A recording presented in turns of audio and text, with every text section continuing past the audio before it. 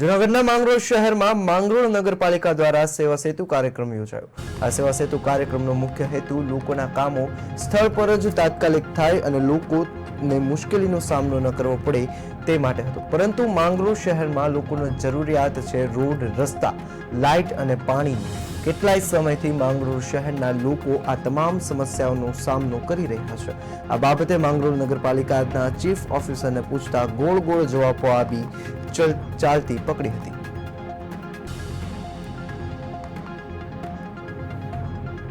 સેતુ 19 September 2024ના રોજ આયોજન કરવામાં આવેલું હતું, જેમાં સરકારશ્રીના વિવિધ વિભાગો 13 વિભાગોની 55 સેવાઓ એક જ સ્થળે મળી રહે તે મુજબનું આયોજન કરવામાં આવેલું હતું। અને આ પ્રસંગે મામલતદારશ્રી, પ્રાંત અધિકારીશ્રી અને વહીવટદારશ્રી માંગરોળ ઉપસ્થિત રહ્યા હતા અને લોકોના જે વ્યક્તિગત પ્રશ્નો છે અને જે સમસ્યાઓ છે તેનું નિરાકરણ સ્થાનિક કક્ષાએ એક જ સ્થળેથી થઈ શકે તે માટેનું આયોજન કરવામાં આવેલું છે।